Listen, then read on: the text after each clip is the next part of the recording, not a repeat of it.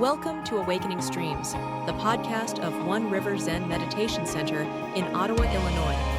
Hosted by Sensei Michael Brunner. Learn more, donate, and practice with us at oneriverzen.org.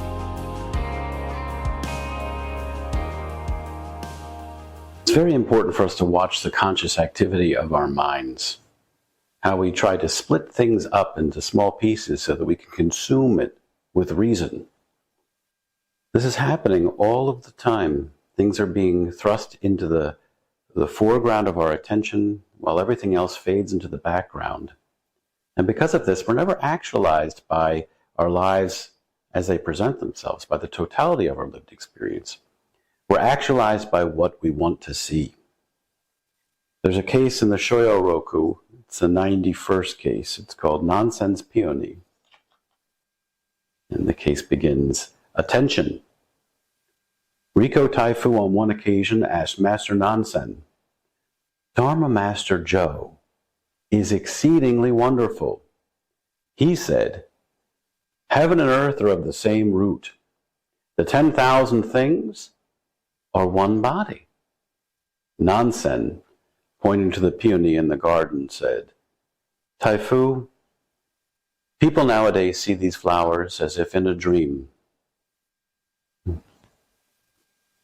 It's a subtle case. And we immediately want to try to see where it points. Right? So you can see your conceptual mind beginning to try to push things in and out of our conscious awareness. Where is it that he's pointing? What is he trying to express? Well, when we encounter this case, we recognize that the 10,000 things are, in fact, one seamless body. To grasp this root, you have to look.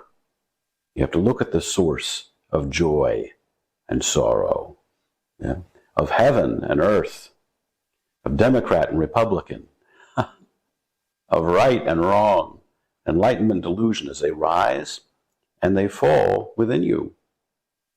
Do not chase after reality nor try to push away delusion.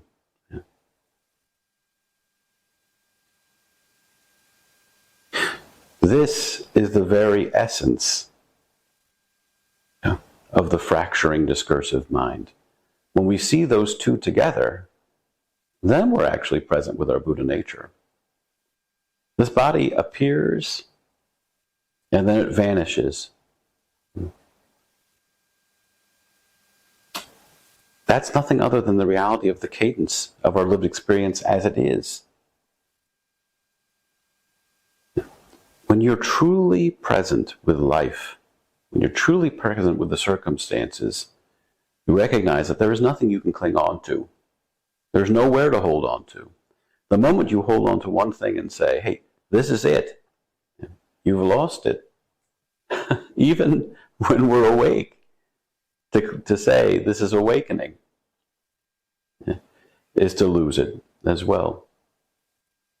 It's always beyond naming, always beyond this trying to label it and create a reasonable scenario under which it exists. To divide things as real or unreal only strengthens this delusion. We have a strong tendency within us to try to judge our own appreciation of things, our own appreciation of our life as it presents itself. Sometimes we're thoroughly deluded. Sometimes we're trapped in our discursive thoughts. Sometimes we actually begin to cling to the labels. Others, we allow those to drop away, and we're present and free in this field of life where we're able to play and to give life and take it away with just a nuanced notion of our attention. But to say that one of those is what we want and one of those is what we don't want is the root of the problem that we wind up falling into when we split our conscious awareness into pieces. Master Nansen is pointing to this place. People nowadays see these flowers as if in a dream. What makes you think that dreams are only fantasy, while your waking state is somehow real? Even in the world of reason, We know that's not true, and yet somehow, some way, that's the unspoken assumption when we approach our life. Nansen, in a way, is pointing towards a waking state, but says it's intrinsically void. It's not real if you don't appreciate the sleeping state as well. If you know that these awakening and dreaming states are two sides of the same coin, then you also realize that real and unreal are also labels that are intrinsically part of the same thing. Take something in your hand. Take your own hand itself. It's utterly astonishing when you allow yourself to be present with it that way. Stop thinking, analyzing, judging, evaluating, and rationalizing. Just hold it. What is it? Is it real or unreal? Are you awake or you're dreaming? And when you're dreaming, right, and when you're imagining, notice the same wonder is present. Yeah? If I say the word flower, that evokes an image. Seeing a flower and thinking flower, it creates an echo where we see what the phenomenal world reflected in our discursive mind. But is what you see a flower? To try to dwell on one side of that divide creates a massive delusion. But even more importantly, beyond naming it, it creates a fundamental split from our true essence, from our true nature. Master Kisei one time shared with his monks, sometimes the mind transcends words. Sometimes words transcend the mind. Sometimes mind and words both transcend themselves. Sometimes they neither transcend nor fall short. Western thought, the world we live in, sees everything as binary. It's right or wrong. Yet, when we begin to appreciate our lived experience, we see all the gradations, all the colors of our life coming to the fore. We recognize that there is no such boundary. Even though we try to categorize things, our reality doesn't operate this way. The flower can be both real and not real. It can be neither real nor not real. If you think that everything as it is holds enlightenment, then that idea is a dream as well. But appreciate it for what it is. Yeah. Even if we don't ever appreciate or study Zen, or experience what we call insight, or embody wisdom, that too is a part of it as well. Both enlightenment and delusion arise from the same root, from the same source. So what is this one root? And if you respond to that, know that that response and that responder arises from the same dream. Yeah. Sometimes it's sunny outside. Someday that sun is shielded by the clouds.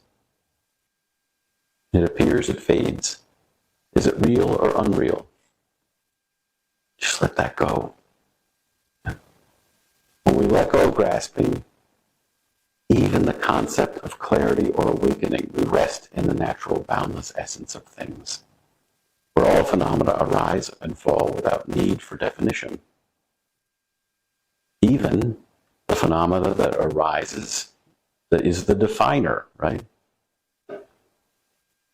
All of it is a part of the same mystery, and all of it has to be present. When we fracture ourselves into these infinite small self states, these different varieties of ego, the awakened one, the deluded one, and we take our attention and we place it in one or the other, then we're never seeing very clearly. We have to take a step back and see all of it reflected together, all of it present. That's the only way we can really appreciate our lives and to be actually truly actualized by the circumstances as they present themselves. It's the only way where we can actually manifest as true compassion. So we stop drawing these distinctions. Once we embrace the mystery of our life as it is, we recognize there's nothing to attain and nothing to abandon, in so much as we would call it that. And then we can actually appreciate the joy in the eyes of a child, yes? Or we can see the fear that's present and walk right into it and embrace it, and with it, reconciling ourselves with the parts of humanity that we want to deplore. Once you recognize that there is no distinction between the landscape of things that you think are good and the things that you think are bad, then you can actually walk into your life and truly be the master who's present, who's always free.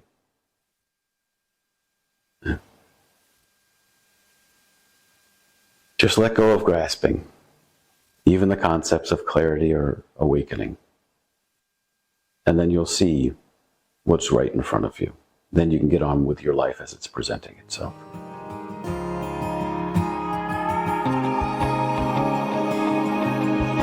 Thank you for joining us. If this podcast was meaningful for you and supported your practice, please give us a hand by visiting us at oneriverzen.org.